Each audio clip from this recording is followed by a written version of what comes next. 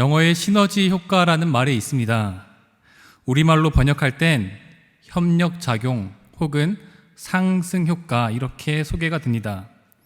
이것은 두 개의 요소들이 힘을 합쳤을 때 각각의 가진 힘보다 더 큰 힘을 내는 경우를 말합니다. 예를 들어 1 더하기 1은 2가 되어야 하지만 1 더하기 1이 3 혹은 그 이상의 힘을 낼 때 상승효과 혹은 시너지 효과 이렇게 말을 합니다. 1 더하기 1이 3이 되는 것은 머리로는 이해가 잘 되지 않습니다. 그런데 실생활에서 1 더하기 1이 3이 되는 경우를 종종 찾아볼 수 있습니다. 예를 들어 교회 청소를 한다고 생각을 해봅시다.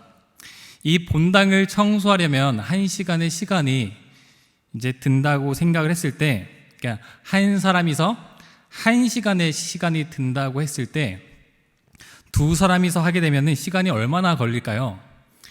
이제 산술적인 계산에 의하면 30분 정도 걸리겠죠. 근데 실제로 혼자서 1시간이면, 그러니까 혼자서 1시간 동안 해야 할 일을 이 두 사람이서 하게 되면 30분 이하로 줄어드는 경우들이 종종 있습니다. 25분, 20분 이렇게 끝낼 수 있다는 것이죠. 이런 것을 가리켜서 바로 상승 효과다 혹은 시너지 효과다 이렇게 말을 한다는 것입니다. 우리 선조들의 삶을 보면 참으로 지혜롭다는 것을 느끼게 됩니다. 이 농경 문화인 우리 선조들의 삶 가운데는 이 시너지 효과의 원리가 잘 녹아져 있기 때문입니다. 그 대표적인 예가 바로 품앗이입니다. 품앗이는 임금을 지불하지 않고 1대1의 그 노동력을 교환하는 것을 말합니다. 오늘은 내가 개똥이네 집에 가서 일을 하고 내일은 개똥이가 우리 집에 와서 일하는 것을 이제 품앗이라고 합니다. 혼자 할 때는 힘이 들지만 같이 할 때는 이 파종이나 밭갈이 혹은 모내기와 같이 큰 힘이 들어가는 일을 손쉽게 해낼 수 있기 때문에 우리 선조들은 예로부터 품앗이를 해왔습니다. 오늘 본문에 보면은 이렇게 시너지 효과가 신앙생활에도 나타나는 것을 볼 수가 있습니다. 오늘 본문 3장 6절에서 8절 말씀을 함께 읽도록 하겠습니다. 지금은 디모데가 너희에게로부터 와서 너희 믿음과 사랑의 기쁜 소식을 우리에게 전하고 또 너희가 항상 우리를 잘 생각하여 우리가 너희를 간절히 보고자 함 같이 너희도 우리를 간절히 보고자 한다 하니 이러므로 형제들아 우리가 모든 궁핍과 환난 가운데서 너희 믿음으로 말미암아 너희에게 위로를 받았노라. 그러므로 너희가 주 안에 굳게 선즉 우리가 이제는 살리라. 아멘. 이 데살로니가 교회는 바울이 2차 전도 여행 중에 세운 교회입니다. 이 바울의 2차 전도 여행 경로를 살펴보면 빌립보, 데살로니가, 베레아, 아테네 그리고 고린도로 이어지는 것을 알 수가 있습니다. 이 바울이 데살로니가 전서를 쓰는 시점은 2차 전도 여행 중에 이 고린도에 머물러 있을 때였습니다. 즉 데살로니가 교회는 신생 교회입니다. 아직 세워진 지 얼마 안 된 상황입니다. 이 바울이 아테네에 머물러 있었을 때 이 데살로니가 교회가 심히 걱정이 되었습니다.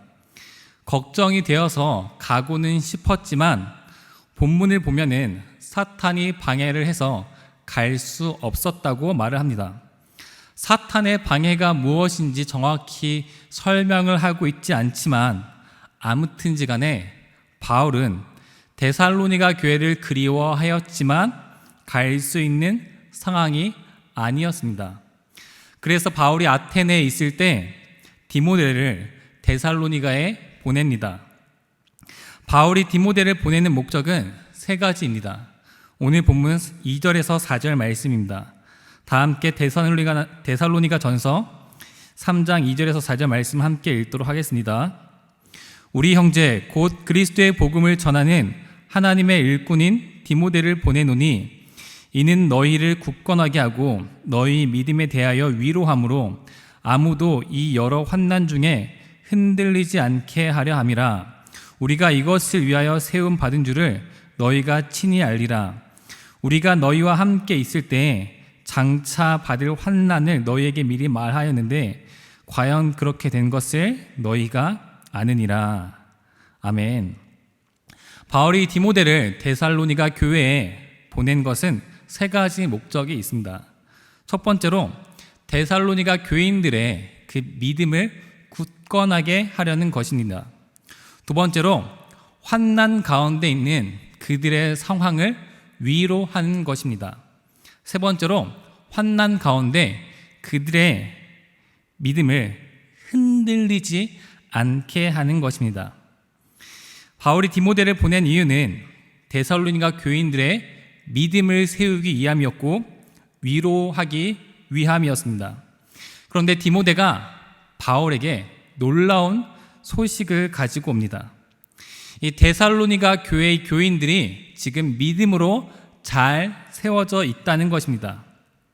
그리고 바울과 그의 팀원들이 데살로니가 교인들을 보고 싶어 하는 것과 같이 데살로니가 교인들 또한 바울과 그의 팀원들을 무척이나 사랑하고 보고 싶어 한다는 것입니다. 그래서 바울은 이 데살로니가 교인들에게 우리가 모든 궁핍과 환난 가운데서 너희의 믿음으로 말미암아 너희에게 위로를 받았다, 이렇게 말을 합니다. 그러므로 너희가 주 안에 굳게 선즉 이제는 우리가 살 것이라고 바울이 그렇게 얘기를 하고 있습니다. 이 교회 사역 가운데 가르치는 사역들이 참으로 많이 있습니다. 교사가 있을 수가 있고 또 우리 교회로 치면 성장반 리더, 센터장 등등 이 섬기는 자리면서 동시에 말씀의 권위를 가지고 가르쳐야 하는 자리들이 참 많이 있습니다. 그런 자리에서 사역을 하다 보면 그런 자리에 있기 때문에 받게 되는 특별한 은혜가 있습니다.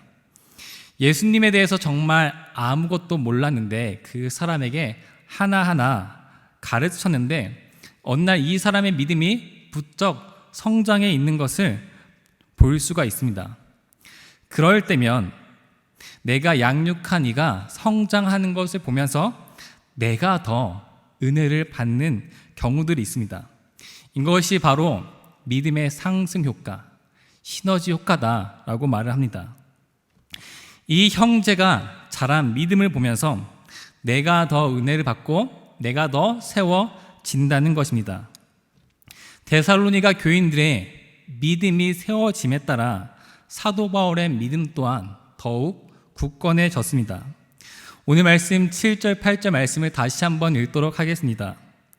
이러므로 형제들아 우리가 모든 궁핍과 환난 가운데서 너희 믿음으로 말미암아 너희에게 위로를 받았노라.